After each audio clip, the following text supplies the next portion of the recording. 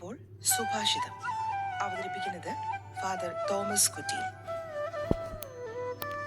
ഒരിക്കൽ സ്വാമി വിവേകാനന്ദൻ പറയുകയുണ്ടായി, ഞാൻ നിങ്ങളോട് സംസാരിച്ചുകൊണ്ടിരിക്കുന്നു, നിങ്ങളെ തൊടുന്നില്ല. എൻ്റെ ഭാഷണം മൂലമുണ്ടാകുന്ന തരംഗങ്ങൾ നിങ്ങളുടെ കർണപുടങ്ങളിലെത്തുന്നു. അവ നിങ്ങളുടെ സിരകളെ സ്പർശിച്ച് മനസ്സിൽ വികാരങ്ങളെ ജനിപ്പിക്കുന്നു. അത് തടയുവാൻ നിങ്ങൾക്ക് കഴിയുകയില്ല. അതിനേക്കാൾ അത്ഭുതകരമായി എന്താണ് ഉള്ളത്?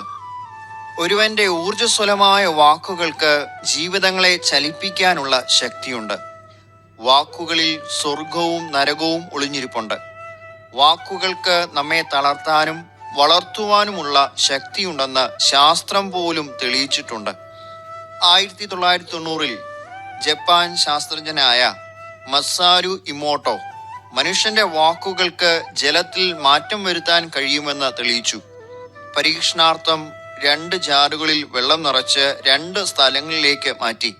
ഒരു ജാറിന്റെ സമീപത്ത് പോയി സ്നേഹം പ്രകടിപ്പിക്കുന്ന വാക്കുകൾ പറയുകയും എഴുതി വെക്കുകയും ചെയ്തു. മറ്റേ ജാറിന്റെ സമീപത്ത് ചെന്ന് വെറുപ്പുളവാക്കുന്ന നിഷേധാത്മകമായ വാക്കുകൾ പറയുകയും എഴുതി വെക്കുകയും ചെയ്തു. തുടർന്ന് ജലം തണുത്തുറഞ്ഞതിനു ശേഷം മൈക്രോസ്കോപ്പിലൂടെ നിരീക്ഷിച്ചു. പോസിറ്റീവ് വാക്കുകൾ കേൾപ്പിക്കുകയും എഴുതി വെക്കുകയും ചെയ്തിരുന്ന ഒന്നാമത്തെ ജാറിലേക്ക് നോക്കിയപ്പോൾ അവ മഞ്ഞുപൂക്കൾ പോലെ സുന്ദരമായ ക്രിസ്റ്റലുകളായി കാണപ്പെട്ടു. നിഷേധാത്മകമായ വാക്കുകൾ മാത്രം കേട്ടിരുന്ന രണ്ടാമത്തെ ജാറിലേക്ക് തണുത്തുറഞ്ഞ വെള്ളത്തെ നിരീക്ഷിച്ചപ്പോൾ അവ വിരൂപമായി അവ്യക്ത രൂപങ്ങളായി കാണപ്പെട്ടു. ശാസ്ത്രലോകം വാക്കിന്റെ ശക്തിയെപ്പറ്റി വളരെ കൗതുകത്തോടെ നോക്കിക്കണ്ട പരീക്ഷണമായിരുന്നു ഇത്. പോസിറ്റീവ് വാക്കുകൾ സംസാരിക്കുന്നവർക്ക് ലഭിക്കുന്ന അനുഗ്രഹത്തെക്കുറിച്ച് വിശുദ്ധ ബൈബിളിൽ ജെറമിയ പ്രവാചകന്റെ പുസ്തകം 15-ാം അധ്യായം 19-ാം വാക്യത്തിൽ പറയുന്നുണ്ട്, വില കെട്ടവ പറയാതെ സദ്വചനങ്ങൾ മാത്രം സംസാരിച്ചാൽ നീ എൻ്റെ നാവ് പോലാകും. പ്രമുഖ പിയാനോ വിദഗ്ധയും സംഗീത അധ്യാപികയുമായ ആൻഡ്രെ തൻ്റെ ജീവിതത്തിലെ അവിസ്മരണീയമായ ഒരു സംഭവം പറയുന്നുണ്ട്.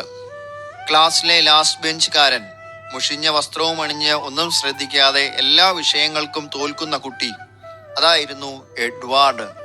അവനോട് അടുക്കുവാനും പ്രശ്നങ്ങൾ മനസ്സിലാക്കുവാനുമുള്ള അധ്യാപകരുടെ ഒരു ശ്രമവും വിജയിച്ചില്ല.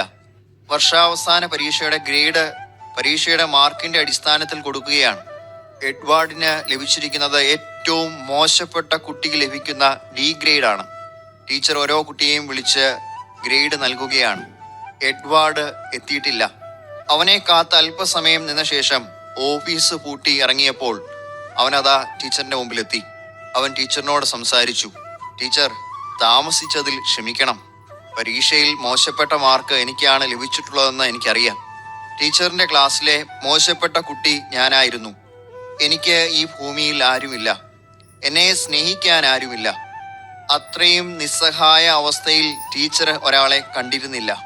പെട്ടെന്ന് ടീച്ചർ പറഞ്ഞു, നിനക്ക് നൽകിയിട്ടുള്ളത് എ ഗ്രേഡാണ്. നീ പോലും അറിയാത്ത ചില കഴിവുകളും നന്മകളും നിനക്കുണ്ട്.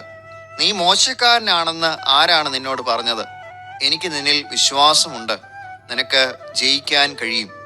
അവന്റെ മുഖത്ത് സൂര്യനുദിച്ചതുപോലെ പ്രകാശം വിടർന്നു. പിന്നീട് എഡ്വാർഡിനെ കുറിച്ച് അമ്പരിപ്പിക്കുന്ന ചില കാര്യങ്ങളാണ് ടീച്ചർ അറിഞ്ഞത്. വീട്ടിൽ ആരിൽ നിന്നും സ്നേഹമോ പരിഗണനയോ ലഭിക്കാത്തതിൽ മനം നൊന്ത് ആത്മഹത്യാ കുറിപ്പും എഴുതി വെച്ച് മച്ചിൽ കയറി കെട്ടി താഴേക്ക് ഇട്ട ശേഷം തന്റെ ടീച്ചറിനോട് അവസാന യാത്ര പറയാൻ വന്നതായിരുന്നു അവൻ. ടീച്ചറുടെ മാസ്മരിക ശക്തിയുള്ള വാക്കുകൾ അവന്റെ തീരുമാനങ്ങളെ മാറ്റി.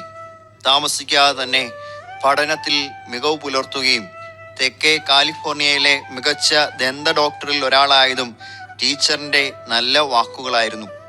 നാം നമ്മോട് സംസാരിക്കുമ്പോഴും മറ്റുള്ളവരോട് സംവദിക്കുമ്പോഴും പോസിറ്റീവ് ആശയങ്ങൾ കൈമാറാനായി ശ്രദ്ധിക്കുക. ബൈബിളിലെ സുഭാഷിതങ്ങൾ എന്ന പുസ്തകത്തിൽ വാക്കുകളിൽ നിയന്ത്രണം പാലിക്കുമ്പോൾ തൻ്റെ ജീവനെ സുരക്ഷിതമാക്കുന്നു. അധരങ്ങളെ നിയന്ത്രിക്കാത്തവൻ നാശമടയുന്നു. നല്ല വാക്കുകൾ ഒരുവന്റെ ഹൃദയത്തിലേക്കുള്ള താക്കോലാണ്. അനേകരെ പിടിച്ചെഴുന്നേൽപ്പിക്കുന്ന വാക്കുകളുടെ ഉടമയാകാൻ എന്നെ കേൾക്കുന്ന എല്ലാവർക്കും സാധിക്കട്ടെ. ഫാദർ തോമസ് കുറ്റിയിലെ അവതരിപ്പിച്ച സുഭാഷിതമായിരുന്നു ഇതുവരെ കേട്ടത്. ആകാശവാണി അനന്തപുരി 101.9.